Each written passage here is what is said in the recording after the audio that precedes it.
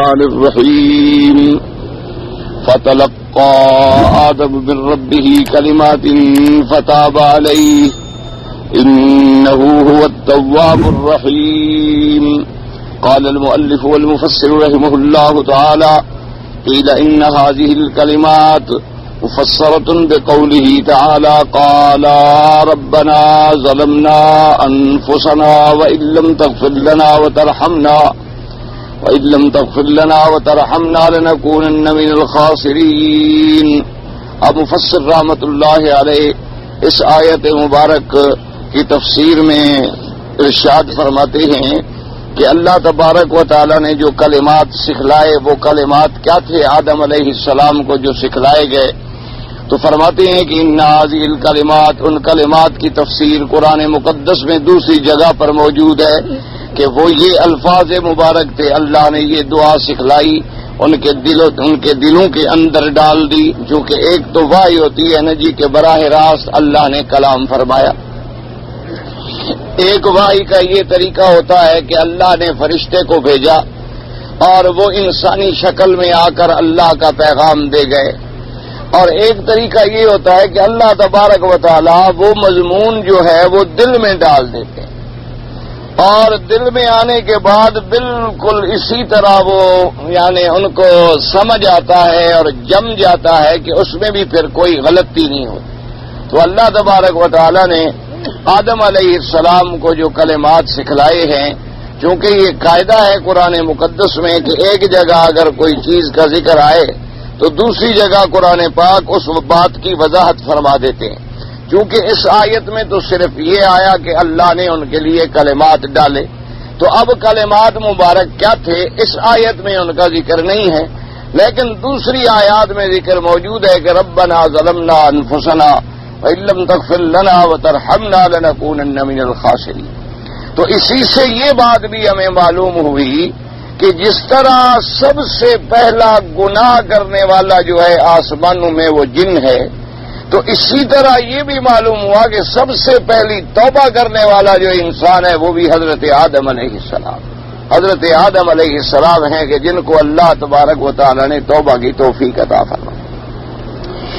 اب بعض فرق ضالہ جو ہیں یا بعض یہودی اور مسیحی قسم کے جو لوگ ہوتے ہیں نا جی مستشرقین جنہیں کہا جاتا ہے، وہ یہ اس قسم کے سوال پیدا کرتے ہیں کہ جی اللہ تبارک و تعالی نے آدم علیہ السلام کو تو معافی کے کلمات سکھلا دیے، حالانکہ غلطی تو آدم علیہ السلام سے بھی ہو گئی تھی، لیکن اللہ تبارک و تعالی نے ابلیس کو معافی کے الفاظ بھی نہ سکھلائے، اس کو توبہ کی توفیق بھی نہ دی. تو یہ ایسا کیوں ہوا کہ آدم علیہ السلام کو تو معافی دی گئی اور معافی مانگنے کا طریقہ بھی بتلا دیا گیا، اور ابلیس کو قیامت تک کے لیے ملعون کر دیا گیا اور معافی کا دروازہ بھی اس کے لیے بند کر ڈالا گیا. تو اس کی وجہ کیا ہے؟ تو اس لیے میں نے عرض کیا تھا پچھلے درس میں، شاید اللہ کرے آپ کو یاد ہو، کہ ایک ہے اللہ کے اوامر کی نافرمانی یعنی حکم کی نافرمانی، اور ایک ہے ارتکاب منہیات کہ جن چیزوں سے اللہ نے روکا ہے انسان ان میں پڑ گیا. تو اللہ کے حکم کی نافرمانی جو ہے وہ ہمیشہ اس کی بنیاد کیا ہوتی ہے؟ تکبر، کہ اللہ نے حکم دیا سجدہ کرو لیکن نہیں کیا. فسجدوا الا ابلیس، کیوں نہیں کیا؟ ابا واستکبر، اللہ نے بتلا دیا کہ اس نے انکار کیوں کیا کہ اس نے تکبر کیا.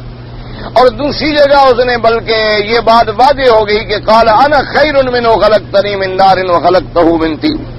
لیکن ایک ہوتا ہے ارتکاب نہی کہ اللہ نے ایک چیز سے منع کیا لیکن بندہ اس میں پڑ گیا، تو اس میں نافرمانی کا مادہ نہیں ہوتا، تکبر کا مادہ نہیں ہوتا، بلکہ غلبہ شہوت ہوتی ہے. مقصد یہ ہے کہ اللہ نے منع کیا ہمیں کہ بھی ایک پانی ہے رمضان کے روزے میں نہ پیو، انسان ہے، لیکن اب کوئی غلبہ آ گیا تو اب وہ انہیں بیچارہ پی بیٹھا. اسی لیے حکم ہوا کہ بھئی چوری نہ کرو، لیکن اس پر شہوات کا غلبہ ہوا کہ فلاں کے پاس اتنی دولت ہے، مال ہے، اور میرے پاس نہیں ہے، چلو میں چوری کر کے حاصل کر لوں. تو وہاں تکبر نہیں ہوتا، وہاں اللہ تبارک و تعالیٰ کے حکم سے ٹکراؤ نہیں ہوتا، بلکہ نافرمانی تو ہوتی ہے لیکن وہ غلبہ شہوات کی بنا پہ ہوتی. تو حضرت آدم علیہ السلام سے ارتکاب نہ ہی ہوا ہے، اس لیے ان کو تو اللہ نے توبہ کی توفیق عطا فرما دی. لیکن ابلیس نے اللہ کے حکم کی نافرمانی کی ہے کہ اللہ نے حکم فرمایا کہ اسجدوا لآدم، کہ آدم کو سجدہ کرو، فسجدوا الا ابلیس، تو اللہ کے حکم کی نافرمانی جو ہے اس کی وجہ تکبر تھا، تو اس لیے وہاں جو ہے معافی نہ ملی، اللہ تبارک و تعالی نے ان کو معافی نہ دی۔ اور اسی طرح علماء کرام نے اس کا ایک دوسرا جواب بھی دیا ہے، وہ بھی ماشاءاللہ بڑا واضح جواب ہے۔ انہوں نے کہا کہ آدم علیہ السلام سے ارتکاب منہی ہو گیا، کہ حکم ملا تھا کہ اس درخت کے قریب نہ جائیں، لیکن آپ چکھ بیٹھے۔ اس کے بعد تو ندامت داری ہو گئی نا، اس کے فوراً بعد ندامت داری ہو گئی۔ فبدت لهما سوآتهما وطفقا يخصفان عليهما من ورق الجنة وناداهما ربهما ألم أنهكما عن تلكما الشجرة وأقل لكما إن الشيطان لكما عدو مبين۔ تو آدم علیہ السلام پر تو اسی وقت سے پریشانی شروع ہو گئی اور انہوں نے رونا شروع کر دیا کہ یا اللہ مجھ سے غلطی ہو گئی، میں بھول گیا، میں چوک گیا، میں شیطان کے دھوکے میں آ گیا، اور پھر رونا شروع کر دیا۔ اللہ تبارک و تعالیٰ نے زمینوں میں اتار دیا، آدم علیہ السلام پھر بھی رو رہے ہیں، جیسے کہ بعض روایات میں یہ آیا کہ 350 سال تک روتے رہے۔ لیکن ابلیس لعین کو جب اللہ نے فرمایا کہ ما منعک اللہ تسجد اذ امرتک، کہ اے بدبخت تم نے سجدہ کیوں نہیں کیا جب میں نے تمہیں حکم دیا، تو اس نے یہ نہیں کہا کہ غلطی ہو گئی، میں بھول گیا، مجھے معاف فرما دیں، میں دوبارہ سجدہ کر کے اپنی غلطی کا ازالہ کو، اس نے کہا کہ نہیں انا خیر منہ خلقت، اس نے پھر بھی تکبر کیا۔ تو جو اللہ کا حکم بھی نہ مانے اور تکبر پر بھی اڑا رہے تو اس کی سزا تو پھر یہی تھی کہ ان علیک لعنتی الی یوم الدین، اللہ نے بھی حکم فرما دیا کہ نکل جاؤ اور قیامت تک تجھ پہ لعنت۔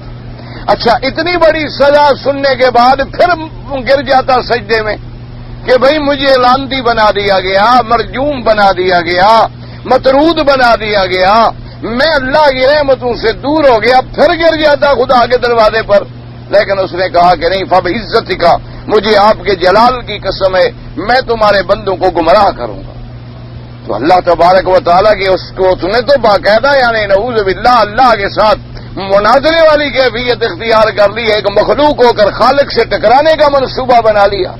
اس نے تو اتنی بڑا دعویٰ کر دیا کہ لآتینہم من بین ایدیہم ومن خلفہم وعن ایمانہم وعن شمائلہم ثم لا تجد اکثرہم شاکرین۔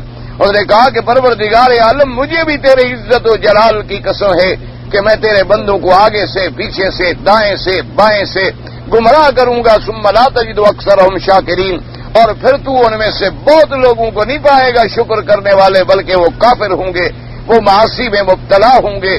تو اللہ تبارک و تعالیٰ نے بھی فرما دیا فبعزتی، مجھے بھی اپنی عزت و جلال کی قسم ہے جب تک میرے بندے مجھ سے معافی مانگتے رہیں گے میں بھی توبہ قبول کرتا رہوں۔ تو اب دونوں کی کیفیات کے اندر بڑا فرق ہے۔ ایک آدمی سے غلطی ہوتی ہے اور وہ پھر فوراً سجدے میں گر جاتا ہے، وہ معافیاں مانگتا ہے، وہ گڑ گڑاتا ہے، وہ روتا ہے، لازمی بات ہے کہ مسئلہ تو آخر حل ہو جائے گا۔ اور ایک بجائے غلطی پر معافی مانگنے کے، ندامت کرنے کے اگڑا ہوا ہے اور اپنی غلطی کو غلطی ماننے کے لیے تیار نہیں، بلکہ اللہ کے فیصلے کو غلط کر رہا ہے کہ جی میں بہتر تھا، مجھے سجدہ کروانے کا حکم کیوں دیا گیا۔ تو اس لیے اس کو اللہ نے اگر لعنتی قرار دیا تو یہ اللہ کا عدل ہے۔ اللہ تبارک و تعالیٰ کا کوئی حکم جو ہے وہ عدل سے خالی نہیں ہوتا، اللہ تبارک و تعالیٰ کا ہر حکم جو ہے وہ عدل پر مشتمل ہوتا ہے۔ اور اسی طرح سے ہمیں یہ بات بھی ملی، ایک تو آدم علیہ السلام کی خطا میں اتنی بڑی نعمت ملی کہ آدم جنت سے آ گئے، لیکن دنیا کو آباد کرنے کا ذریعہ بن گئے۔ اسی لیے آپ نے حدیث مبارک میں پڑھا ہے کہ میرے آقا سرکار مدینہ صلی اللہ علیہ وسلم نے فرمایا خیر یوم طلعت فیہ الشمس یوم الجمعہ، آپ نے فرمایا کہ سب سے بہتر دن جس میں کوئی سورج طلوع ہوتا ہے وہ جمعہ کا دن ہے۔ حضور صلی اللہ علیہ وسلم نے فرمایا کہ کیوں فیہا خلق آدم علیہ السلام اسی جمعہ کے دن پیدا کیے گئے، اور فرمایا اسی جمعہ کے دن ان کو جنت میں داخل کیا گیا، اور فرمایا فیہا اخرج منہا، اسی جمعہ کے دن ان کو جنت سے نکالا گیا۔ تو حضور پاک نے ان کا نکالنا جو ہے بڑی عزت میں شمار فرمایا نا، کہ جمعہ کے شان کی عظمت جہاں بیان فرمائی کہ جمعہ اتنا بڑا عظیم الشان دن ہے کہ آدم پیدا بھی جمعہ میں ہوئے، جنت میں بھی جمعہ میں گئے، اور جنت سے نکالے بھی جمعہ میں گئے، تو گویا ان کا باہر آنا جو ہے اس میں بھی اللہ کی کروڑوں حکمتیں تھیں کہ اگر آدم علیہ السلام کو اللہ تبارک و تعالی جنت میں رکھتے اور نیچے بھیجتے ہی نہ تو خلافت فی الارض کا جو پروگرام ہے وہ تو بات ہی ختم ہو جائے۔ اور اللہ تبارک و تعالی نے جو فرمایا تھا کہ انی جاعل فی الارض خلیفہ، پھر نعوذ باللہ خدا کا حکم ہی پورا نہ ہوتا۔ تو ہر چیز کے اندر حکمتیں ہوتی ہیں، بظاہر وہ ہمیں سمجھ نہیں آتی، بظاہر ان تک ہماری رسائی نہیں ہوتی، ان تک ہمارا فکر عقل جو ہے وہ پہنچ نہیں پاتا ہے، ورنہ آدم علیہ السلام کا جنت سے نکلنا بھی نعمت ہے، جنت سے اتارا جانا بھی نعمت ہے، ان کا زمینوں میں آنا بھی نعمت ہے۔ اور پھر آدم علیہ السلام کو جو اللہ نے کلمات سکھلائے ہیں وہ قیامت تک کے لیے بندوں کے کام آ گئے کہ اب بھی اگر کوئی بندہ اپنی جانوں پہ ظلم کر بیٹھے، گناہ کر بیٹھے اور ربنا ظلمنا انفسنا ان لم تغفر لنا وترحمنا لنکونن من الخاسرین، انہی کلمات پر اللہ کے دروازے پہ گر جائے تو اللہ کی رحمت کے دروازے کھل جاتے ہیں۔ اور اسی سے ہمیں توبہ کا سبق بھی مل گیا کہ توبہ کیا چیز ہے۔ توبہ کا معنی یہ ہوتا ہے کہ جو میں نے غلطی کی ہے سب سے پہلے اس پر مجھے ندامت ہو کہ میں نے بڑی غلطی کی، اور ندامت کے بعد اس کام کو فوراً چھوڑ دے، اس سے باہر نکل آئے۔ یعنی اگر چوری ہے تو چھوڑ دے، ڈاکہ ہے چھوڑ دے، شرب خمر ہے چھوڑ دے، جھوٹ ہے، غیبت ہے، گلا، یعنی ندامت بھی ہو، شرمندگی بھی ہو، اور اس گناہ کو چھوڑ بھی دے، اور آئندہ اس جرم کو نہ کرنے کا وعدہ کرے کہ میں پھر کبھی نہیں لوٹوں گا ایسے جرم کی طرف۔ اسی لیے تو کہتے ہیں توبہ کو توبہ۔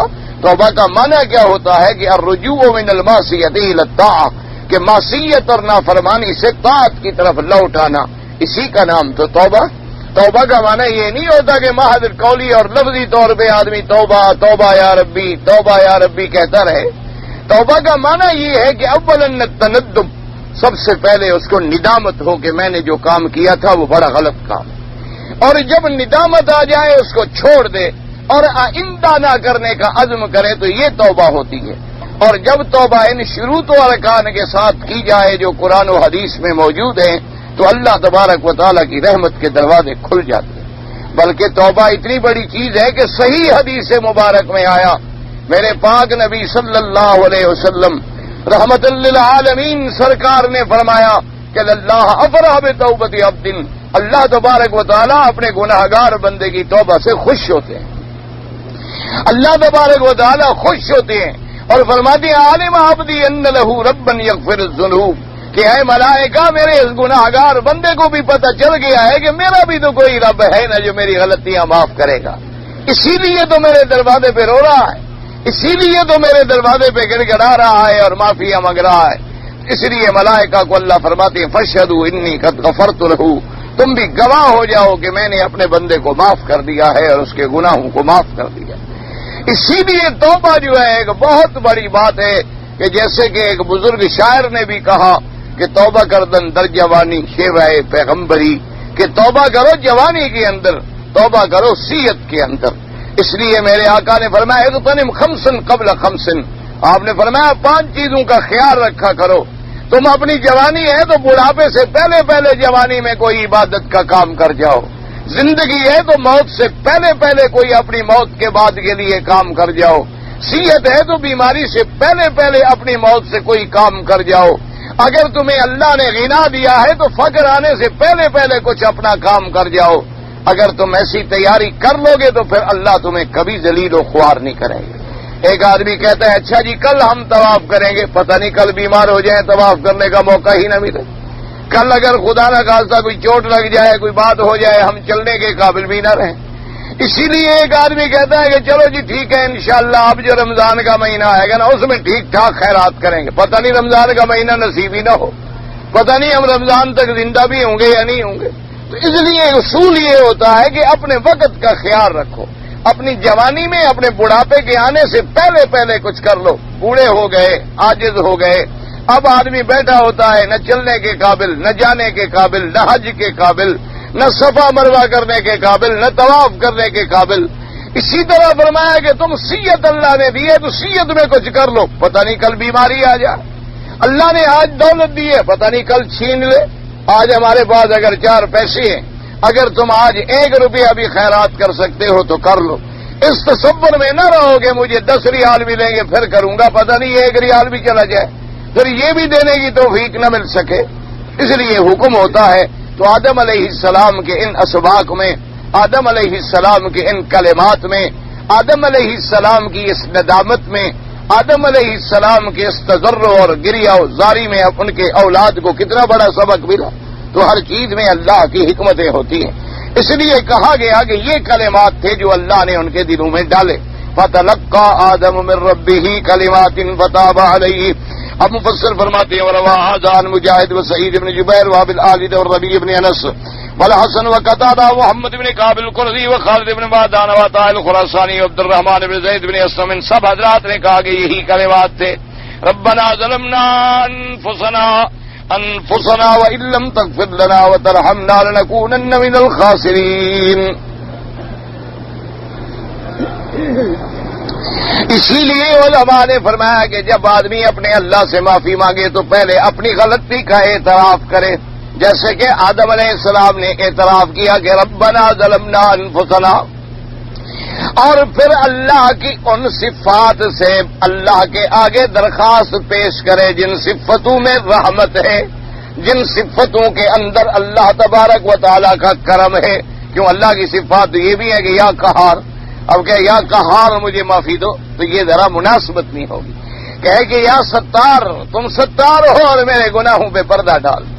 میرا اللہ تمہیں تو ستر پسند ہے، تم تو خود فرماتے ہو کہ کسی بندے کا گناہ دیکھو تو پردہ ڈالو، اور جب تم یہ حکم دینے والے ہو تو میرے گناہوں پہ بھی پردہ ڈال۔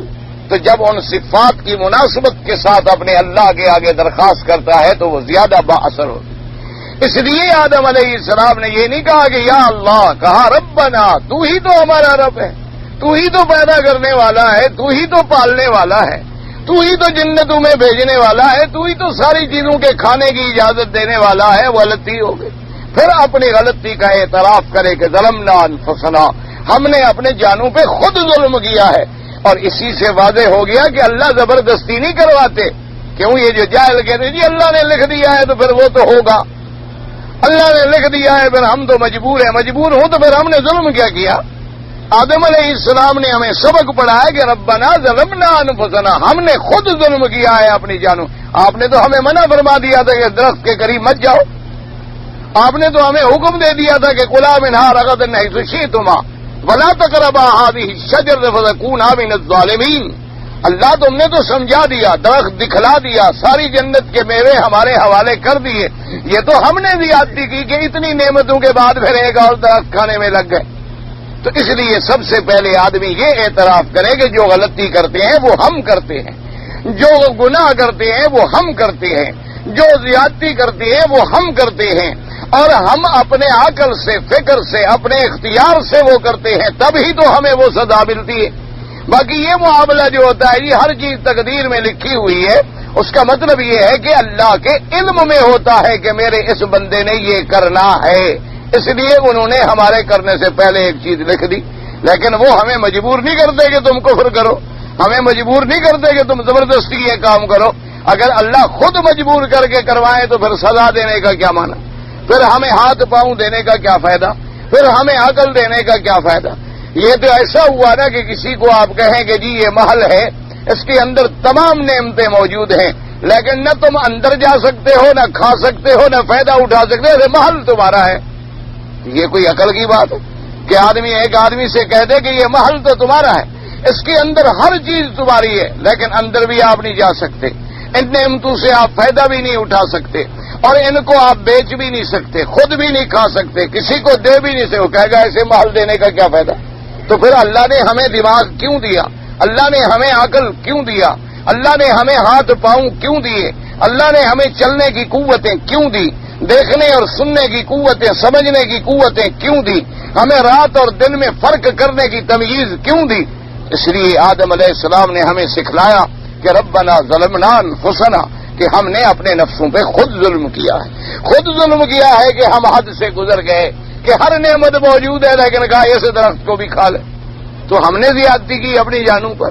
جیسے کہ ایک بندے کے پاس گھر میں بیوی موجود ہوتی ہے لیکن کہتا ہے کہ اور بدکار عورت کو بھی چکھ لوں، بھئی تمہارے گھر میں بیوی موجود ہے، حلال موجود ہے، رزق موجود ہے، اور اللہ کا دیا ہوا موجود ہے، ایمان ہے، اطمینان ہے، اور پھر میاں بیوی کا ملنا عبادت ہے، یعنی اپنے حظ نفس بھی حاصل کرو اور عبادت کا ثواب بھی حاصل کرو۔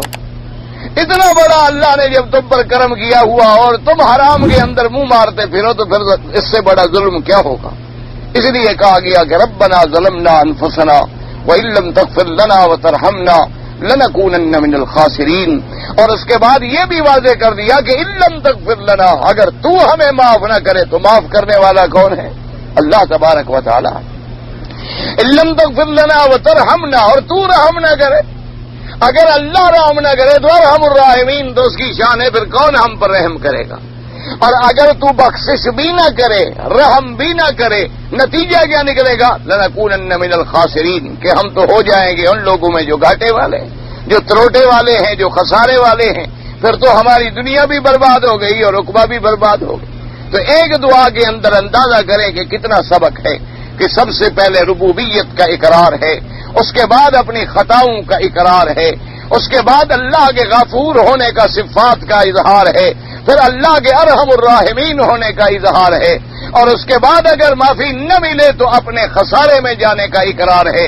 اس سے بڑی جامع دعا کیا ہو سکتی ہے؟ اس لیے علماء کرام نے فرمایا کہ اگر آدمی چاہے تو اللہ کے قرآن کی دعائیں یاد کرے، اور جو دعائیں میرے پاک نبی رحمت للعالمین سرکار دو جہاں نے سکھلائی ہیں ان دعاؤں کو یاد کر لو۔ اس سے بڑا دنیا میں کبریت احمر کوئی نہیں۔ لوگ پوچھتے رہتے ہیں جی کوئی ایسا وظیفہ بتاؤ گے جناب بس ہاتھوں پہ ہتھیلی پہ سرسوں اگائے، ہتھیلی پہ اگر سرسوں اگانے والی بات ہے نا، پھر قرآن کی دعاؤں کو پکڑو، پھر حضور پاک صلی اللہ علیہ وسلم کی دعاؤں کے ساتھ دل لگاؤ کہ جن جن مواقع میں حضور نے جو دعا مانگی ہے اسی پر عمل کرو، اور دیکھو کہ پھر اللہ کی رحمتیں کیسے آتی ہیں۔ کہ حضور صلی اللہ علیہ وسلم نے مصیبت میں کیا دعا مانگی، صحابہ پر جب مصیبتوں کے پہاڑ ٹوٹے تو کیا کہا؟ حسبنا اللہ ونعم الوکیل۔ حضرت یونس علیہ السلام پہ جب قید آئی تو کیا کہا؟ لا الہ الا انت سبحانک انی کنت من الظالمین۔ حضرت ایوب علیہ السلام پہ جب بیماری آئی تو کیا کہا؟ رب انی مسنی الضر وانت ارحم الراحمین۔ اسی طریقے سے حضرت انبیاء علیہ السلام پر جب دشمنوں کا غلبہ آیا اور اپنی کمزوری آئی تو کیا کہا؟ رب انی مغلوب فانتصر۔ تو جو دعائیں اللہ کے قرآن میں ہیں یہ کبریت احمر ہے، یہ سب سے بڑا نسخہ کیمیا ہے، لیکن شرط یہ ہے کہ اللہ ہمیں اس پر عمل کرنے کی توفیق عطا فرمائے۔ آج کل مصیبت یہ ہے کہ کوئی جاہل پیر وظیفہ بتلا دے نا جی، وہ تو بالکل نہیں چھوڑتے، وہ تو یہ مر بھی جائیں تو نہ چھوڑیں۔ وہ جی مجھے پیر نے بتلایا تھا، جی پیر صاحب نے مجھے خاص انہوں نے علیحدہ بلا کے اجازت دی تھی، یہ پیر صاحب، اور یہ بھی فرمایا تھا کہ تمہیں اجازت دے رہا ہوں اور کسی کو میں نے بتلانا ہی نہیں، یعنی اتنا بڑا بخیل تھا پیر کہ صرف ایک آدمی کو بتلایا اور کسی کو نہیں بتلایا تو بخیل تھا، اور لوگوں کو بتلایا تو تمہارے ساتھ جھوٹ بولا کہ تمہیں بتلا رہا ہوں اور کسی کو نہیں بتلایا، اس کا مطلب ہے جھوٹ بولا، تو یا تو جھوٹا تھا یا بخیل تھا۔ اور پھر جو بتلایا اس کا معنی بھی سمجھ نہیں آتا، آئیں بائیں شائیں ٹائیں کوئی ہوتی ہے، وہ ہمیں ایسے ایسے الفاظ ہوتے ہیں جو سمجھ ہی نہیں آتے کہ ہیں کیا، ان الفاظ کا معنی کیا ہوتا ہے، ان یا شراہیا، اب آپ تو کیا بنا آ جائے گا، آیا شراہیا کلفومنیا آتا ہے آپ کو ترجمہ، خود لغت بھی لے آئے تو نہیں ملے گا، ہمیں نہیں ملا تمہیں کہاں سے مل جائے گا، کہ ایسی ایسی باتیں، اور اس کے بجائے دیکھو ایک ایک لفظ میں رحمت ٹپک رہی ہے کہ ربنا، ہر آدمی کو سمجھ آ رہی ہے کہ ہم اپنے رب کو پکار رہے ہیں، ظلمنا انفسنا، سمجھ آ رہی ہے کہ ہم نے ظلم کیا اپنی جانوں پر، ان لم تغفر لنا، اگر تو بھی ہمیں معاف نہ کرے اور رحم نہ کرے تو پھر ہم کہاں جائیں، اور کوئی ٹھکانہ ہے؟ تو جب رحمت والا رب رحم نہ کرے، مغفرت والا رب مغفرت نہ کرے، اور ہم تو خاسرین میں چلے گئے۔ اس لیے ہمیشہ یاد رکھو کہ جتنی قرآن کی دعائیں ہیں ان کے ساتھ دل لگاؤ، اور وہ دعائیں جو میرے مدنی سرکار نے پڑھی ہیں، جو حضور پاک صلی اللہ علیہ وسلم نے پڑھی ہیں، جو آپ نے فرما دی ہیں، جو کلمات میرے نبی پاک کی زبان مبارک سے نکل گئے ہیں نا، اس کے اندر اتنی بڑی رحمت ہے، اتنا بڑا اثر ہے اور اتنی بڑی تاثیر ہے کہ کوئی دنیا کا وظیفہ ان کا مقابلہ نہیں کر سکتا، کیونکہ وہ وظیفہ ہے سرکار رحمت للعالمین، اور پھر دیکھو حضور پاک نے اٹھنے سے لے کر سونے تک تمام دعائیں سکھلا دی ہیں کہ اٹھو تو کیا کہو، سو تو کیا کہو، کھانا کھاؤ تو کیا کہو، کھانا کھا لو تو کیا کہو، درمیان میں کیا کہو، حمام میں جاؤ تو کیا کہو، باہر نکلو تو کیا کہو، سواری پہ چڑھو تو کیا کرو، کسی شہر میں داخل ہوں تو کیا کہو، اندر چلے جاؤ تو کیا کہو، ایک ایک کلمہ ہمیں سکھلا دیا ہے. بس دعا کرو کہ اللہ ہمیں ان پر عمل کرنے کی توفیق عطا فرمائے. اشیری فرماتے ہیں وقال ابو اسحاق الصبحی عن رجل من بني تميم قال اتيت ابن عباس فسالتم الكلمات التي تلقات من ربه قال علم شان الحج.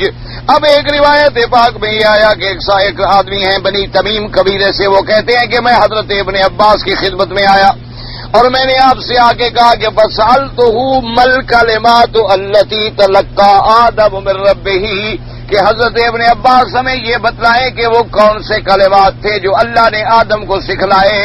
انہوں نے فرمایا علم شان الحج، کہ اللہ نے آدم علیہ السلام کو حج کرنے کا طریقہ سکھلایا.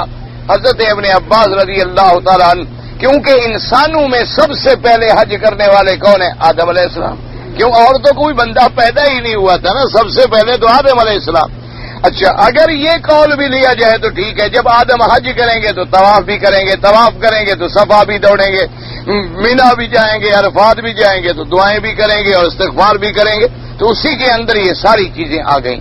تو حضرت ابن عباس رضی اللہ تعالیٰ عنہ نے یعنی یہ نہ فرمایا کہ صرف یہی کلمات سکھلائے، بلکہ فرمایا کہ علم شان الحج، کہ اللہ تبارک و تعالیٰ نے آدم علیہ السلام کو حج کا طریقہ سکھلایا. اور اسی وجہ سے حدیث مبارک میں آتا ہے کہ جو آدمی من حج للہ فلم یرفث ولم یفسق رجع من ذنوبہ کیوم ولدتہ امہ او کما قال النبی صلی اللہ علیہ وسلم. حضور نے فرمایا کہ جو آدمی حج کرے لیکن اللہ کے لیے یعنی ریا کے لیے نہ ہو، شہرت کے لیے نہ ہو کہ میں نے جی 10 حج کیے ہیں. بعض آدمی آ جاتے ہیں نا مسئلہ پوچھنے تو کہیں میں نے جی 12 حج کیے. میں نے تم سے پوچھا بھی تم نے 12 کیے یا 18 کیے؟ ایسے خامخواہ بتاتے رہیں گے تو یہ ریا ہوتا ہے، اپنا سارا عمل آدمی برباد کر دیتا ہے. تم نے 10 کیے، 1 کیا، اللہ جانے، اللہ قبول فرما لے. اب جناب یہ ہے کہ جب حج کرے اور اس کے اندر کوئی شہوت والی نظر نہ اٹھائے، گناہ نہ کرے، کسی عورت پہ غلط نظر نہ ڈالے، زبان سے کوئی گندی باتیں نہ نکالے، اللہ کے لیے حج کرے، تو میرے پاک نبی نے فرمایا وہ ایسے واپس لوٹ آتا ہے جیسے ماں کے پیٹ سے آج پیدا ہوا ہو. یعنی اللہ اس کے سارے گناہ معاف فرما دیتے ہیں. تو اللہ نے آدم کو حج بھی سکھلا دیا تاکہ پوری گناہوں سے معافی ہو جائے، آدم علیہ السلام ہر لحاظ سے پاک و صاف ہو جائے. اس لیے حضرت ابن عباس رضی اللہ تعالیٰ عنہ نے اس قول کو ترجیح دی. وقال سفيان الثوري عن عبد العزيز بن رفيع قال اخبرني من سمع عبيد بن حمير وفي روايه قال اخبرني مجاهد بن عبيد بن حمير انه قال آدم يا رب خطيئتي الذي اخطأت شيء كتبته علي قبل ان تخلقني او شيء ابتدعته من قبل نفسي قال بل شيئا كتبته عليك قبل ان اخلقك قال وما كتبته علي فاغفر لي. اب اس کے بعد اس روایت میں یہ بھی آتا ہے کہ آدم علیہ السلام نے اللہ تبارک و تعالیٰ سے درخواست کی کہ یا رب اے میرے پروردگار عالم ارحم الراحمین، میں نے تو غلطی کی ہے، مجھے اپنی غلطی کا اعتراف ہے، لیکن کیا یہ میرے پیدا ہونے سے پہلے آپ کے علم میں لکھی ہوئی تھی کہ نہیں تھی؟ اللہ نے فرمایا ہاں. تو فرمایا کہ جیسے لکھی تھی پھر معافی بھی عطا فرما دیں. اس کے بعد فرماتے ہیں وذالک قولہ تبارک و تعالی فتلقى آدم من ربه کلمات فتاب علیہ. وقال سدی من حدثوا عن ابن عباس فتلقى آدم من ربه کلمات قال آدم علیہ السلام لم تخلقني بيدك قيل له بلى ونفخت في من روحك قيل له بلى وأتست فقلت يرحمك الله وسبقت رحمتك غضبك قيل له بلى وقد ذرينا ولهذا قيل له بلى قال أرأيت إن تبت هل ترى جيل الجنة قال نعم. وهكذا رواه لوفي وسعيد بن جبير وسعيد بن وهب بن عباس من نحوه ورواه لاقبي مستدرك من حديث ابن جبير عن ابن عباس رضی اللہ تعالی عنہما. اب مفسر رحمۃ اللہ علیہ فرماتے ہیں کہ اس روایت میں یہ آیا حضرت ابن عباس سے یہ بھی روایت نقل کی گئی ہے فَتَلَقَّى آدَمُ مِن رَّبِّهِ كَلِمَاتٍ، کہ آدم علیہ السلام نے کہا کہ رب کریم الم تخلقنی بیدک، کیا تو نے مجھے اپنے ہاتھ سے نہیں پیدا فرمایا؟ اللہ نے فرمایا کہ ہاں پیدا فرمایا۔ تو کہا کیا آپ نے مجھے اپنا روح مبارک نہیں پھونکا؟ یاد رکھا کرو، اس میں بڑے لوگ غفلت میں پڑ جاتے ہیں، اللہ پاک رحمت فرمائے۔ وہ کہتے ہیں دیکھو جی اللہ نے اپنا روح آدم میں پھونکا، تو اب لباس تو بشر کا ہے لیکن اندر روح تو خدا کا ہے، اندر تو خدا ہے نا۔ اسی مصیبت میں تو لوگ گمراہ ہوئے ہیں نا، اللہ معاف فرمائے۔ یہ لوگ جو ٹھوکروں میں پڑے ہیں انہی مصیبتوں سے پڑے ہیں۔ اسی لیے عیسائی آپ نہیں دیکھتے ہیں کہ وہ گمراہ ہوئے، کیونکہ کلمت اللہ، عیسیٰ علیہ السلام کا لقب کیا آ گیا؟ کلمت اللہ۔ عیسیٰ علیہ السلام کا لقب کیا آ گیا کہ روح من روح اللہ، ایسے لقب جب آئے عیسائی گمراہ ہو گئے۔ اسی طرح ہمارے یہ جو بعض ہوتے ہیں نا بیچارے جاہل صوفی، ایک تو صحیح معنوں میں صوفی ہوتی ہیں نا جو متبع کتاب و سنت ہیں، اللہ ان کی قبروں پہ کروڑوں رحمتیں فرمائے، اور اگر زندہ ہیں تو اللہ ہمیں ان کی صحبت نصیب فرمائے۔ لیکن ایک ہوتے ہیں جاہل صوفی، ایسے بس جناب صوفی بن جاتے ہیں، کپڑے شپڑے پہن کے، سبز کپڑے پہن لیے، تسبیحاں شسبیاں لمبی شمبی شروع کر دی، اور اب دیکھو جی اللہ نے آدم کو اپنے ہاتھ سے پیدا کیا، اچھا جی پیدا کیا، پھر اللہ نے اپنا روح آدم میں پھونکا، تو اپنا روح جب پھونکا تو گویا اللہ کا روح، اصل تو بابا روح ہوتا ہے، جسد بلا کوئی چیز ہے؟ انہوں نے کہا نہیں یہ ہاں جی بات ٹھیک ہے، بزرگ بڑا ٹھیک فرما رہے ہیں۔ تو جب اللہ کا روح آدم میں چلا گیا تو اندر سے تو آدم آپ ہوئے نا جی، اوپر سے آدم ہے نا۔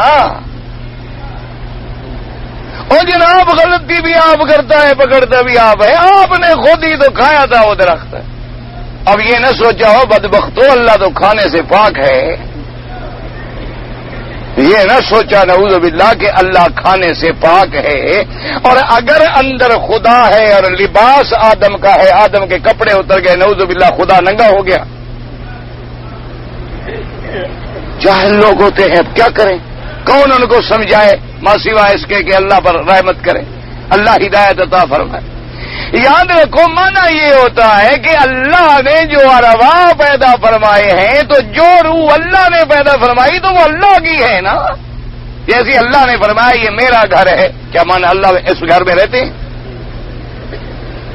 اللہ نے فرمایا کہ صالح علیہ السلام کی اونٹنی میری ہے تو باقی تمہاری ہے؟ یہ تو اللہ کا کرم ہے کہ اللہ نے ایک چیز کو اپنی ذات سے نسبت دے دی کہ اللہ نے اپنے روح میں سے پھونکا۔ کیوں؟ تمام ارواح کے پیدا کرنے والا کون ہے؟ اللہ پیدا کرنے والے۔ تو ان روح میں سے جب آدم میں پھونکا گیا تو اللہ کا روح ہے کہ تمہارا ہے؟ یہ نہیں ہوتا نعوذ باللہ کہ اب آدم خدا بن جائے، یا نعوذ باللہ حلولیہ جیسے باطل فرقہ ہے، ضال فرقہ ہے، ان کا عقیدہ ہوتا ہے کہ نعوذ باللہ اللہ حلول کر گیا۔ انا للہ و انا الیہ راجعون۔ اسی طرح جیسے امامیہ اور روافض کا بھی یہ عقیدہ ہے حلولیہ کے مطابق کہ اللہ جو ہے حضرت علی رضی اللہ تعالیٰ عنہ میں حلول کر گئے، کہ پہلے تو علی تھا پھر اللہ بھی اندر آ گیا، اسی لیے مولا بن گیا۔ اس لیے وہ حضرت علی کو کہتے ہیں نا مولا، مولا علی۔ اسی لیے وہ جب ملیں گے تو ایک دوسرے کو یہ نہیں کہیں گے السلام علیکم ورحمۃ اللہ، کہیں گے نہیں یا علی مدد، وہ کہے گا مولا علی مدد۔ ان کا عقیدہ بھی بدبختوں کا یہ ہے کہ حضرت علی رضی اللہ تعالیٰ عنہ جو ہیں وہ بھی اب پھر مقام الوہیت اور ربوبیت پہ پہنچ گئے تھے۔ انا للہ و انا الیہ راجعون۔ یاد رکھو یہ تمام عقائد قرآن و سنت کے خلاف۔ اللہ تبارک و تعالیٰ کی ذات، اللہ تبارک و تعالیٰ کی شان، اللہ تبارک و تعالیٰ کی عظمت، اللہ تبارک و تعالیٰ کے صفات کمال، اللہ تبارک و تعالیٰ کے صفات جلال، اللہ تبارک و تعالیٰ کی صفات شان، ان کا جو مقام و مرتبہ ہے کسی بندے کی یا مخلوق کی کیا طاقت ہے؟ اس لیے ہمیشہ یاد رکھا کرو ایسے الفاظ سے جاہل لوگوں کو دھوکہ دیتے ہیں بیچارے کہ دیکھو جی اللہ نے اپنا روح پھونک دیا۔ تمام روحیں اللہ نے پیدا کی ہیں، یاد رکھو۔ اور پھر روح ایسی چیز ہے کہ جس پہ اللہ تبارک و تعالیٰ کی طرف سے اس کو فنا بھی نہیں آئے گی، یعنی روح پیدا ہو گئے، ہر چیز پہ فنا آئی لیکن روح باقی رہیں گے۔ اسی طرح عرش باقی ہوگا، اسی طرح جنت باقی ہوگی، اسی طرح غلمان جنت باقی ہوں گے، اسی طرح اور اللہ تبارک و تعالیٰ نے جیسے جہنم پیدا کی ہے وہ باقی ہوگی۔ اس لیے فرمایا کہ حضرت آدم نے عرض کیا کہ یا اللہ آپ نے ہی تو مجھے پیدا فرمایا، آپ ہی نے تو میرے اندر روح پھونکا، اور آپ ہی نے مجھے اتنی بڑی عظمت بخشی، اور پھر میرے رب کریم یہ میرے پیدا ہونے سے پہلے یہ چیزیں آپ کے علم میں تھی، لکھی ہوئی تھی کہ ایسا میرے بندے سے ہوگا۔ اس کو بھی میں نے جیسے عرض کر دیا، یعنی یہ اعتراف ہوتا ہے کہ آپ کے تو ہر چیز علم میں ہے۔ یہ معنی نہیں ہوتا کہ اللہ میاں زبردستی کسی سے ایسا بات کرواتے ہیں۔ اللہ تبارک و تعالی نے فرمایا کہ ہاں، تو کہا اللہ میاں اگر میں توبہ کروں، رجوع کروں، تو کیا مجھے پھر جنت میں لوٹایا جائے گا کہ نہیں لوٹایا جائے گا؟ اللہ نے فرمایا نعم، لوٹایا جائے گا، جب تم توبہ کرو گے تو ہم بھی معافی عطا کر دیں۔ تو اس لیے اللہ تبارک و تعالی نے آدم علیہ السلام کو تو بعد نے کہا کہ یہ کلمات، تو بہرحال یہ باتیں جو ہیں کوئی تعارض نہیں ہے، یعنی آدم علیہ السلام جتنا عرصہ معافی مانگتے رہے تو کئی باتیں کی، یا اللہ تو نے ایسا کیا، یا اللہ تو نے ایسی نعمتیں دی، یا اللہ آپ نے مجھے پیدا کیا، یا اللہ آپ نے مجھ پہ رحم کیا، یہ ساری باتیں کی ہوں گی۔ اس لیے اس کے اندر کوئی تعارض نہیں ہوتا کہ بھئی ایک روایت میں یہ آیا یا ایک روایت میں یہ آیا، لیکن ان سب کا جو اہم خلاصہ ہے وہ الفاظ مبارک جو تھے، وہ دعا کیا تھی کہ ربنا ظلمنا انفسنا ان لم تغفر لنا وترحمنا لنكونن من الخاسرین، یعنی دعا کے طور پہ آپ نے یہ کلمات کہے۔ ابو بکر رحمۃ اللہ علیہ فرماتے ہیں وقال رواه لوفی وسعید بن جبیر وسعید بن معبد بن عباس بن نحوه ورواه الحاکم في مستدرکه من حدیث ابن جبیر بن عباس وقال صحیح الاسناد ولم يخرجه وهكذا فسر السدی وعطیۃ اللوفی، ان سب نے بھی اسی طرح بیان کیا۔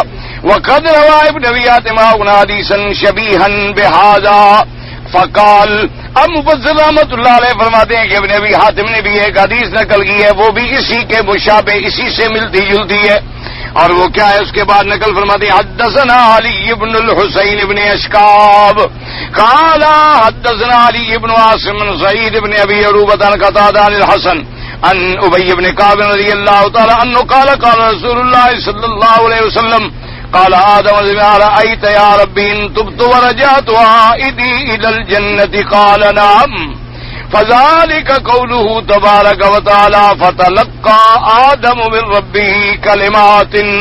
اس روایت میں یہ آتا ہے کہ حضرت ابی بن کعب رضی اللہ تعالیٰ عنہ نے روایت کی ہے کہ حضور پاک صلی اللہ علیہ وسلم نے فرمایا کہ حضرت آدم نے عرض کیا کہ ارأیت یا رب، مجھے خبر دیں، مجھے بتلائیں میرے رب کریم، ان تو میں اگر رجوع کروں، توبہ کروں، تو آپ مجھے اپنے گھر جنت میں بھیجیں گے دوبارہ؟ اللہ نے فرمایا کہ ہاں۔ انہوں نے کہا تو یہی وہ کلمات ہیں جو اللہ نے آدم علیہ السلام کو سکھلائے، لیکن اس روایت کے اندر جو ہے انقطاع ہے۔ وقال ابو جعفر الرازی عن الربیع بن انس ان بالعالیۃ فی قوله تبارک وتعالی فتلقى آدم من ربه كلمات فتاب عليه قال ان آدم اصاب الخطيئة قال أرأيت يا رب ان تبت واصلحت قال الله اذن ادخلك الجنة فهي الكلمات۔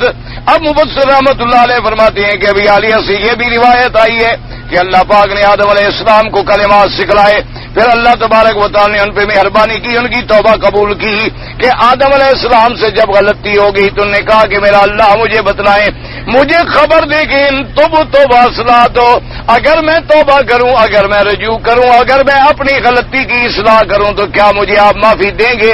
کیا آپ مجھے دوبارہ جنت میں داخل فرمائیں گے؟ تو اللہ نے فرمایا کہ ہاں۔ انہوں نے کہا کہ وہ کلمات ہی کلمات تھے کہ ربنا ظلمنا انفسنا وان لم تغفر لنا وترحمنا لنكونن من الخاسرین۔ وقال ابن ابي نجيح المجاهد انه كان يقول في قول الله تعالى فتلقى آدم من ربه كلمات فتاب عليه قال الكلمات اللهم لا اله الا انت سبحانك وبحمدك رب انی ظلمت نفسی فاغفر لی انك خیر الغافرین اللهم لا الہ الا انت سبحانك وبحمدك رب انی ظلمت نفسی فارحمنی فانك خیر الراحمین اللهم لا الہ الا انت سبحانک وبحمدک رب انی ظلمت نفسی وتب علی انک انت التواب الرحیم۔ حضرت مجاہد رحمۃ اللہ علیہ نے یہ قول نقل فرمائے ہیں کہ یہ وہ کلمات ہیں جو اللہ نے آدم کو سکھلائے۔ آدم علیہ السلام نے ان کلمات سے معافی مانگی کہ اللہم لا الہ الا انت سبحانک وبحمدک رب انی ظلمت نفسی فاغفر لی انک خیر الغافرین۔ ویسے یہ کلمات مبارک بھی احادیث میں موجود ہیں، تو اس لیے بعض احباب دو ساتھی جو ہیں وہ ان کلمات کو بھی یاد کر لیں، تو یہ بھی بڑے مبارک کلمے ہیں، کیونکہ اس کے اندر بھی لفظ آتا ہے اللہم لا الہ الا انت سبحانک وبحمدک اللہم انی ظلمت نفسی فاغفر لی فانک خیر الغافرین۔ بڑی جامع دعائیں ہیں، اسی لیے میں نے عرض کیا نا کہ قرآن پاک کی دعائیں یاد کرو، حدیث پاک صلی اللہ علیہ وسلم کی دعائیں جو ہیں یاد کرو۔ یہ جو لوگ جھوٹی قصے، کہانیاں، روایات، ضعیف روایات اور بعض تو موضوع روایات، بعض مکذوبہ کہانیاں پیش کرتے ہیں اور ایسے ایسے بعض دعائیں سکھلاتے ہیں جن میں الفاظ شرک والے آ جاتے ہیں، کفر والے آ جاتے ہیں، یا ایسے الفاظ آ جاتے ہیں جو قرآن و سنت کے خلاف ہیں، تو ان دعاؤں سے فائدے کے بجائے نقصان ہوتا ہے۔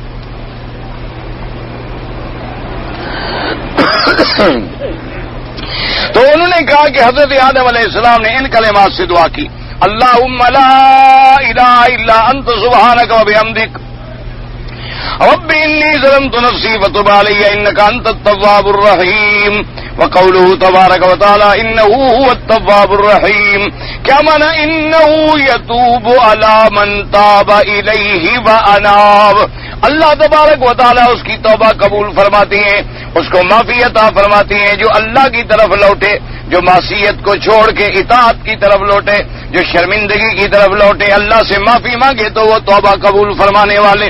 جیسے اللہ نے قرآن میں فرمایا لم یعلموا ان اللہ هو یقبل التوبۃ عن عبادہ، اللہ نے فرمایا کیا میرے بندے نہیں جانتے ہیں کہ پروردگار عالم ہی ہے جو ان کی توبہ قبول کرنے والا ہے، ان کی غلطیوں پر معافی دینے والا ہے۔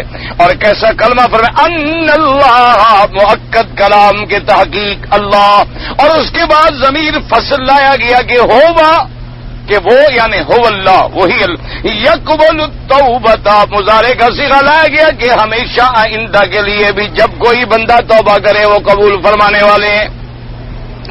اور اس کے بعد فرمایا وَمَن يَعْمَلْ سُوءًا أَوْ يَظْلِمْ نَفْسَهُ، جس آدمی نے کوئی گناہ کا کام کیا یا اپنی جان پہ ظلم کیا، پھر اللہ تبارک و تعالیٰ کی طرف لوٹا تو اللہ پاک اس پہ مہربانی فرمانے والے ہیں۔ وَقَوْلُهُ تبارک و تعالیٰ وَمَن تَابَ وَعَمِلَ صَالِحًا وَغَيْرَ ذَلِكَ مِنَ الْآيَاتِ الدَّالَّةِ عَلَىٰ أَنَّهُ تَعَالَىٰ يَغْفِرُ الذُّنُوبَ وَيَتُوبُ عَلَىٰ مَن يَتُوبُ وَهَذَا مِن لُطْفِهِ بِخَلْقِهِ وَرَحْمَتِهِ بِعَبْدِهِ لَا إِلَٰهَ إِلَّا هُوَ التَّوَّابُ الرَّحِيمُ۔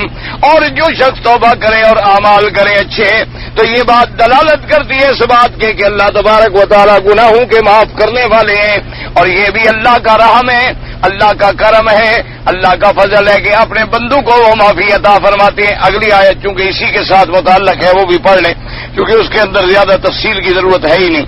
قُلْ اهْبِطُوا مِنْهَا جَمِيعًا فَإِمَّا يَأْتِيَنَّكُم مِّنِّي هُدًى فَمَن تَبِعَ هُدَايَ فَلَا خَوْفٌ عَلَيْهِمْ وَلَا هُمْ يَحْزَنُونَ۔ اللہ نے حکم دیا کہ تم اترو۔ بعض علماء نے فرمایا کہ جمع کا صیغہ کہہ دیا گیا چونکہ آدم علیہ السلام کی پشت کے اندر جو ہے وہ ساری مخلوق تو موجود تھی، جو اللہ تبارک و تعالیٰ نے آدم علیہ السلام کی پشت نے کس لیے کہا گیا جمع کا صیغہ اهْبِطُوا مِنْهَا جَمِيعًا وَإِمَّا يَأْتِيَنَّكُم مِّنِّي هُدًى، جب ہدایت پہنچے تمہاری طرف ومن تبع ہدایا، بس جس شخص نے اتباع کی اس ہدایت کی اس پر کوئی خوف بھی نہیں جو گزر گیا، اور کوئی خوف نہیں مستقبل میں، ولا هم يحزنون، اور نہ غم ہے ان چیزوں پہ جو گزر گئی ہیں۔ والذین کفروا وکذبوا بآیاتنا، جن لوگوں نے اللہ کے ساتھ کفر کیا یا تکذیب کی اللہ کی آیات کی، اولئک اصحاب النار هم فیہا خالدون، وہی لوگ جہنمی ہیں اور اسی میں رہیں گے ہمیشہ۔ یقول تعالیٰ مخبرا عما انزل به آدم وزوجته وابلیس إن أهبطوا من الجنة، اللہ پاک خبر دیتے ہیں کہ جب اللہ نے آدم علیہ السلام کو اتارا، آدم علیہ السلام کی بیوی کو بھی اتارا گیا، اسی طرح ابلیس کو بھی نکالا گیا جنت سے۔ والمراد الذریۃ، یعنی اس کے اندر بظاہر خطاب ہوتا ہے لیکن مراد آپ کی اولاد کو خطاب ہے۔ انہ سینزل الکتب ویبعث الانبیاء والرسل، اللہ نے خطاب تو آدم علیہ السلام کو کیا لیکن اشارہ آپ کی اولاد کو تھا کہ جب میں آپ کے لیے کتابیں بھیجوں گا، رسول بھیجوں گا، نبی بھیجوں گا، جب وہ آئیں میری کتابیں لے کر تو تم ان کی اتباع کرو، تم ان کی پیروی کرو۔ کما قال بلائی الہدى الانبیاء والرسل والبینات والبیان، کہ انبیاء آئیں گے، رسول آئیں گے، اللہ تبارک و تعالیٰ کی طرف سے وہ کھلی ہوئی بیان اور ہدایت لے کے آئیں گے۔ وقال مقاتل نے بان الہدى، ہدا سے مراد کیا ہے؟ محمد صلی اللہ علیہ وسلم۔ ایک قول یہ بھی آیا کہ اللہ نے فرمایا اما یاتینکم منی ھدی، کہ جب آئے تمہارے پاس میرا نبی حضرت محمد رسول اللہ، فمن تبع ھدایا، جو اس کی اتباع کرے گا پھر اس پہ کوئی ڈر بھی نہیں ہوگا اور کوئی غم بھی نہیں ہوگا۔ اور اس کے بعد جناب فرماتے ہیں وقال حسن الہدى، القرآن نے کہا قرآن مراد ہے، وازان القولان صحیحان، یعنی یہ دونوں قول جو ہیں ٹھیک ہیں، قرآن بھی ہدایت ہے، محمد مدنی پاک صلی اللہ علیہ وسلم بھی ہدایت ہے۔ وقول ابی العالی ہم وانتبع ھدایا ابن قبل علامہ انزل به الکتب وارسلت به الرسل، کہتے ہیں کہ ابی العالیہ کا جو قول ہے وہ زیادہ عام ہے، کیونکہ اللہ نے فرمایا جو میں نے کتابیں اتاری، جو میں نے رسول بھیجے، تو اس میں ساری کتابیں بھی آ گئیں، سارے رسول بھی آ گئے، میرے مدنی پاک بھی آ گئے، قرآن بھی آ گیا۔ فلا خوف علیہم ای فیما یستقبلونہ من امر الآخرہ، پھر ان پر ڈر نہیں ہوگا مستقبل میں، یعنی آخرت کا کوئی ڈر نہیں ہوگا، اللہ ان کے لیے آسانیاں فرما دیں گے۔ ولا هم یحزنون، اور نہ ان کو ان چیزوں پہ غم ہوگا جو گزر چکی ہیں دنیا میں، علامہ فاتحہ من نور الدنیا کما قال فی سورۃ طٰہٰ قال اهبطا منها جميعا بعضكم لبعض عدو فإما يأتينكم مني هدى فمن اتبع هدایا فلا يضل ولا يشقى، فمن اتبع، جس نے ہدایت کی اتباع کی تو وہ نہ بہکے گا نہ بدبخت ہوگا بلکہ وہ کامیاب ہوگا اور سیدھے راستے پہ ہوگا۔ فلا يضل فی الدنیا، یعنی دنیا میں گمراہ نہیں ہوگا، ولا یشقى فی الآخرہ، اور آخرت میں وہ بدبخت نہیں ہوگا۔ ومن اعرض عن ذکری فإن له معیشة ضنکا ونحشره یوم القیامة اعمی، اور جس نے اللہ کی نصیحت سے، اللہ کی کتابوں سے، اللہ کے پیغمبروں سے اعراض کیا، اس کی دنیا بھی اب خراب ہوگی اور آخرت میں بھی اس کو اندھا کر کے اٹھایا جائے گا۔ کما قال تعالی ہاؤنا والذین کفروا وکذبوا بآیاتنا اولئک اصحاب النار هم فیہا خالدون ای مغلدون فیہا لا محیط لهم عنہا ولا محیصا، ان لوگوں نے کفر کیا، اللہ کی آیات کو جھٹلایا، ان کے لیے جہنم کا ٹھکانہ ہے، وہ اسی میں ہمیشہ رہیں گے، نہ نکلیں گے نہ پھر سکیں گے۔ قال ابن وقت اور ابن جرير هنا حديث ساق من طريق النبي صلى الله عليه وسلم سعيد بن يزيد نبي نذر بن مالك بن قطان نبي سعيد واسمه سعد بن مالك بن سنان الخدري قال قال رسول الله صلى الله عليه وسلم اما اهل النار الذين مالوها ولا يموتون فيها ولا يحيون ولكن اقوام اصابتهم النار بخطاياهم فماتتهم اماتة ثم اذا صاروا فمن اذن في الشفاعة وقد رواه مسلم۔ اس حدیث پاک میں آیا میرے مدنی سرکار نے فرمایا کہ اما اہل النار، جو جہنمی ہیں، کافر مشرک جن کا کفر و شرک پہ خاتمہ ہوا ہے، وہ تو ہمیشہ جہنم میں رہیں گے، نہ ان پہ موت آئے گی نہ زندہ ہوں گے، وہ تو اٹکے ہوئے ہوں گے۔ ہاں البتہ بعض لوگ ایسے بھی ہوں گے تو ایماندار لیکن گناہوں کی وجہ سے وہ ہوں گے جہنم میں، کہا ان پہ موت آئے گی اور ان کے یعنی ان کو سزا کے طور پر، اور وَإِذَا صَارُوا فَحْمًا، ان کو آگ جہنم کی جلا کے کولا کر دے گی، پھر اللہ مجھے اجازت دیں گے میں ان کی شفاعت کروں گا، وہ بخشے جائیں گے۔ وقد رواه مسلم النبي شعبان النبي صلى الله عليه وسلم هذا الإهباط الثاني لما تعلق بما بعد من المال المغاير للأول وزعم بعض من أنه تأكيد وتقرير وكما يقال قم وقال الإهباط الأول من الجنة إلى السماء الدنيا والثاني من السماء الدنيا إلى الأرض والصحيح الأول۔ اب مفسر رحمۃ اللہ علیہ فرماتی ہیں کہ جب پہلے قرآن میں آ چکا کہ قل اهبطوا بعضكم لبعض عدو، اللہ نے حکم دے دیا کہ اترو، تو پھر دوبارہ کیوں کہا کہ قل اهبطوا منها جميعا؟ تو اس لیے بعض علماء نے فرمایا کہ اصل وجہ یہ ہے کہ اس اهبطوا کا حکم الگ تھا، اس اهبطوا کا حکم الگ ہے، تو جب حکم کے اندر مغایرت آ جائے تو تکرار نہ رہا۔ اور بعض علماء نے کہا کہ نہیں، پہلے تو حکم ہوا نا کہ جنت سے اترو، آسمان دنیا پہ آ گئے، پھر دوبارہ حکم ہوا کہ نہیں، آسمان دنیا سے بھی اب زمین پہ اترو، لیکن مفسر کیا، اور بعد نے کہا کہ نہیں، تاکید کے لیے، کہ جیسے آدمی ایک دوست کو کہتا ہے کم تو ایک دفعہ بھی تو کم کافی ہے نا اٹھو، لیکن پھر کہتا ہے کم، تو اس لیے تاکید کے لیے حکم دیا گیا۔ لیکن مفسر فرماتی ہیں کہ وہ پہلا قول صحیح ہے کیونکہ اگر آسمان دنیا مراد ہو اور دوسرا حکم زمین کے لیے مراد ہو تو پہلے حکم میں بھی زمین کا ذکر تو موجود ہے، وَلَكُمْ فِي الْأَرْضِ مُسْتَقَرٌّ وَمَتَاعٌ إِلَىٰ حِينٍ۔ تو اس لیے اصل بات یہ ہے کہ اس حکم کا تعلق الگ تھا، اس حکم کا تعلق الگ ہے کہ یہاں یہ حکم دیا جا رہا تھا کہ اما یاتینکم منی ھدی فمن تبع ھدایا، اور وہاں یہ بتلایا جا رہا تھا کہ تم نے زمین میں رہنا ہے، زمین میں قرار پکڑنا ہے اور ایک مدت معلومہ تک رہنا ہے۔ تو جب دونوں احکام کے درمیان تغایر ہے تو پھر اللہ کے قرآن میں تکرار کوئی نہیں ہے۔ واللہ تعالی اعلم وعلمہ اتم۔ اللہ تبارک و تعالی آپ پر، مجھ پر، تمام عالم اسلام کے مسلمانوں پہ اپنی رحمت نازل فرمائیں۔ اللہ سے دعا کریں اللہ گرمی کی شدت کو بھی رفع فرمائیں اور رحمت کی بارشیں عطا فرما دیں۔ وہ کریم ہیں، وہ قادر ہیں، وہ جب چاہیں بدل ڈالے موسم کو۔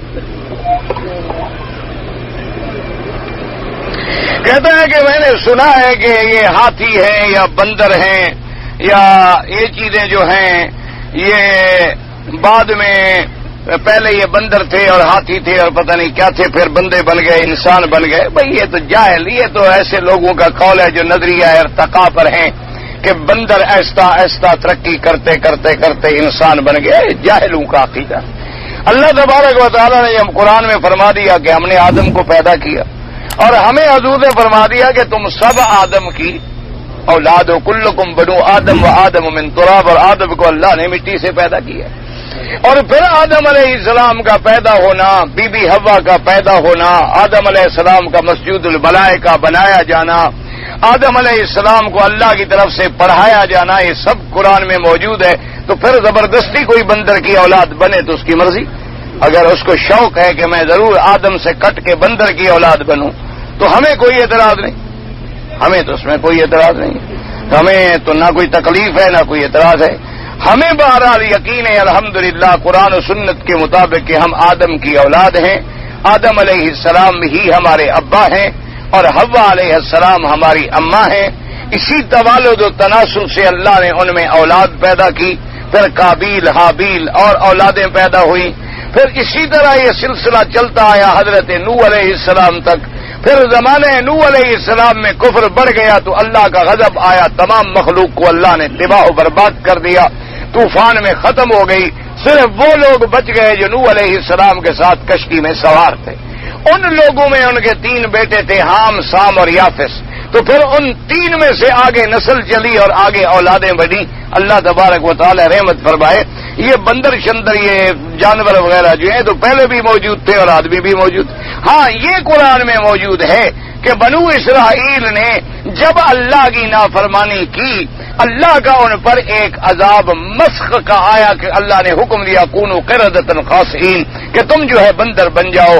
تو شام کو وہ بندے تھے اور صبح اٹھے تو بندر تھے، لیکن اس کے اندر بھی یہ روایات صحیحہ میں موجود ہے کہ وہ سب کے سب پھر مر گئے، ان میں سے بھی کوئی نہیں بچا، تاکہ کوئی یہ نہ سمجھے کہ شاید یہ انہی بندروں کی اولاد ہوں جو بنو اسرائیل میں سے بنائے گئے تھے۔ تو بہرحال ان میں سے بھی کوئی نہیں بچا الحمدللہ۔ یہ جو ہے نا یہ فلسفی لوگوں کے اور بعض کافروں کے نظریات ہے، یہ ڈارون کا نظریہ ہے اور یہ کافروں کا نظریہ ہے، اس کا اسلام سے کوئی تعلق نہیں۔ کہتا ہے جی درباروں پر اکثر مسجدیں بنی ہوتی ہیں، ان پر نماز جائز بھی، مسجد تو اللہ کی ہے نا، چاہے دربار پہ بنی ہو، سرکار پہ بنی ہو، کہیں بنی ہو، مسجد ہے اللہ کی۔ صرف احتیاط یہ کریں کہ کیا آگے قبریں تو نہیں ہیں، اگر قبریں ہیں تو نماز نہ پڑھیں، اگر دیوار موجود ہے قبروں کے درمیان پھر آپ نماز پڑھ سکتے ہیں، اللہ ہماری نیتوں کو جانتے۔ لیکن کوشش یہ کیا کریں کہ وہاں اس قسم کے آبادی بڑھانے والی بات ہو جاتی ہے۔ ویسے نماز جائز ہے، مسجدیں مسجدیں ہیں، قبریں قبریں ہیں، زندہ زندہ ہے، مردہ مردہ ہے، اللہ کی عبادت ہے، کیوں نہ نماز پڑھیں، بالکل نماز پڑھنی چاہیے۔ اصل میں تو ہونا یہ چاہیے تھا زیادہ سے زیادہ کہ ایسے مقامات جو تھے جیسے کہ اللہ تبارک و تعالیٰ کی مساجد ہیں، اللہ کی عبادت ہوتی ہے، ان بزرگوں کے لیے دعائیں مانگی جاتی، لیکن اب تو نعوذ باللہ شرک گڑھ بن گیا کہ اسی مسجد میں خطیب تقریر کر کے لوگوں کو تیار کرتا ہے کہ جب جمعہ ختم ہو جائے تو اب داتا صاحب کا سجدہ کرو، جب جمعہ ختم ہو جائے تو اب حضرت فرید الدین شکر گنج رحمۃ اللہ علیہ کی قبر پہ سجدہ کرو۔ اب جب ختم ہو جائے تو اسی طرح پاک پٹن میں، اسی طرح ساون شریف میں، اسی طرح داتا صاحب کی مزار پہ جتنے ہمارے مولوی ہوتے ہیں، اللہ ہدایت دے انہیں بھی اور ہمیں بھی، تو چونکہ وہ اسی جماعت سے تعلق رکھتے ہیں، انہی سجادہ نشینوں کے دروازوں پر وہ پڑے ہیں، انہی سے ان کے رزق وابستہ ہیں، تو لہذا وہ لوگوں کو پھر تیار کرتے ہیں کہ بھی یہاں سجدہ کرو، طواف کرو، یہاں اللہ کے ولی سے اپنی مشکلات حل کرواؤ، مدد مانگو، تو پھر اس لیے سارے درس ملتے ہیں وہاں، ورنہ مسجد تو مسجد ہے۔ اگر حضور کریم کے روضے پر عورت جا کر سلام پڑھے تو کوئی ایسی بات نہیں، بی بی عائشہ نے پڑھے ہیں، تو اسی لیے تو یہ الحمدللہ منع نہیں کرتے ہیں، لیکن ایک علیحدہ وقت رکھتے ہیں تاکہ مرد اور عورت جو ہیں مل نہ جائیں۔ اور آج کل جو ہمارا حال ہے مسلمانوں کا، جو کچھ طواف میں ہوتا ہے، یعنی نعوذ باللہ ثم نعوذ باللہ، مجھے تو اللہ کے کعبے کے سامنے یہ بات کہتے ہوئے بھی شرم آتی ہے، دعا کرو اللہ مجھے بھی بچائے، آپ کو بھی بچائے۔ یعنی مجھے ان لوگوں نے جن کی ڈیوٹی ہے، جن لوگوں کی ڈیوٹی ہے، انہوں نے بتایا کہ ہم نے باقاعدہ مردوں کو حجر اسود پہ عورتوں کے ساتھ غلط عمل کرتے ہوئے پکڑا، یعنی اس سے زیادہ ہمارے لیے بربادی کا کوئی مقام ہے؟ کیا خیال ہے آپ کا؟ کوئی یہودی آیا ہوگا، کوئی نصرانی چوری آ گیا ہوگا، کوئی ہندو آ گیا ہوگا، کوئی سکھ آ گیا ہوگا، یہ کلمہ پڑھنے والا مسلمان ہوگا، اور پھر ان حالتوں میں پکڑا گیا، ان کو لے گئے تو ان کے کپڑے خراب تھے۔ یہ نہیں کہ صرف زبانی کلامی پکڑا، جب ہمارا یہ عالم ہو جائے تو پھر کہتے نہیں مسلمان ہر جگہ برباد ہے، تو برباد کیسے نہ ہو؟ ایک کافر خدا کو نہیں مانتا جہنم میں جائے، دنیا میں مزے کرے، لیکن آدمی اللہ کا نام بھی لے، حضور کا نام بھی لے، حضور کا امتی بھی بنے، مسلمان بھی کہلوائے، کلمے بھی پڑھے، اور پھر یہ حرکتیں بھی کرے، ایسے اعمال بھی کرے، تو پھر ہم پر عذاب نہیں آئیں گے تو میرے بھائی کیا آئے گا؟ کبھی قحط آ جاتا ہے، کبھی دریا آ جاتے ہیں، کبھی طوفان آ جاتا ہے، کبھی زلزلے آ جاتے ہیں، کبھی عذاب آ جاتے ہیں، کبھی بیماریاں آ جاتی ہیں، کبھی گھروں میں نافرمانی آ جاتی ہے، ہمارے گناہ ہیں۔ اور ان چیزوں کا حل کیا ہے؟ ان کا حل یہ نہیں ہے کہ جی ہم فلاں کام کریں گے تو ہمارا ملک بنے، بالکل کچھ کرتے رہو، ملک نہیں بچ سکتے۔ ایک شکل ہے بچنے کی کہ سب اللہ کے دروازے پہ گر جاؤ، اللہ سے معافی مانگو اور قرآن و سنت کو مان لو، اس کے علاوہ کوئی حل نہیں ہے۔ دنیا الٹ ہو جائے، کوئی دنیا کو سکون نہیں مل سکتا جب تک وہ اپنے اللہ کو نہیں مانے۔ اللہ کے ماننا یہ نہیں ہوتا بس میں اللہ کو مانتا ہوں، جی اللہ یہاں بڑا ہے، جی اللہ بڑا ہے، جی بس۔ اولیاء اللہ کی قبر پہ جائیں کوئی منع نہیں، کس نے کہا بھئی قبر کے لیے سفر نہ کریں؟ لا تشد الرحال کے بارے میں، یعنی کوئی آدمی یہاں سے سفر کر کے جائے کہ فلاں بزرگ کی قبر پہ جا رہا ہوں، یہ منع ہے۔ لیکن جب مکے میں مثلا آ گئے ہو تو اب جنت المعلی جاؤ، مدینہ منورہ میں آ گئے ہو تو جنت البقیع جاؤ، سیدنا حمزہ رضی اللہ تعالیٰ عنہ کی مزار پہ جو حضور نہیں تشریف لے جاتے تھے، حضرت حمزہ کی مزار پہ احد حضور سے تشریف لے جاتے تھے جنت البقیع الغرقد، اور وہاں جا کے دعائیں فرماتے تھے۔ یہ تو منع نہیں کہ اللہ کے ولیوں کی قبروں پہ نہ جاؤ، قبروں پہ جاؤ، ضرور جاؤ، لیکن سجدہ نہ کرو، کفر نہ کرو، بدعات نہ کرو، شرک نہ کرو، غلاف نہ ڈالو، چوما چاٹی نہ کرو، وہاں نظریں نہ چڑھاؤ، چڑھاوے نہ چڑھاؤ۔ لاکھ دفعہ جاؤ، قبر پہ جانا تو منع نہیں۔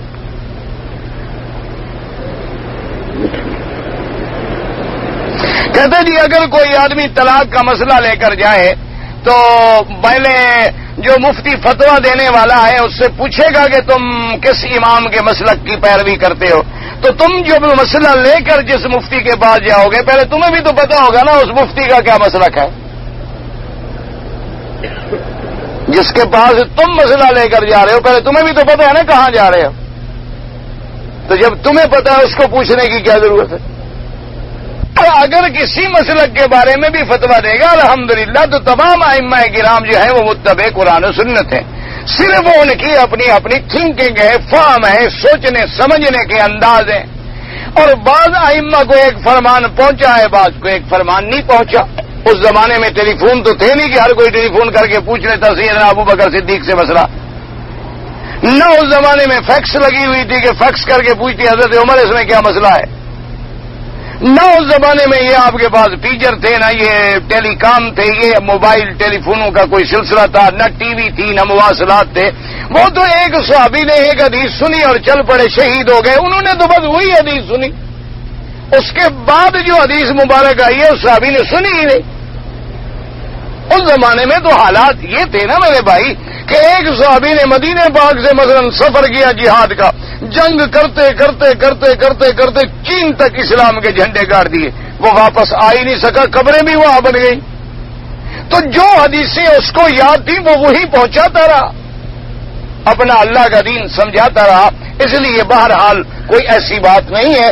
جب آپ مفتی کے پاس جائیں گے تو آپ خود بھی سوچ سمجھ کے جائیں گے کہ یہ مفتی حنبلی ہے, یہ مالکی ہے, یہ شافعی ہے, یہ حنفی ہے, یا یہ علماء اہل حدیث سے تعلق رکھتا ہے. تو جیسے آپ سمجھ کے جائیں گے انشاءاللہ اسی طرح وہ بھی تمہیں سمجھ لے گا, فکر کرنے کی کوئی ضرورت نہیں. حضور پاک نے وتر کی نماز جو ہے 1 رکعت بھی ادا, یعنی 2 پڑھ کے سلام پھیر کے 1 رکعت, یا تینوں ملا کے بھی پڑھی. دونوں نسائی میں 13 حدیثیں موجود ہیں.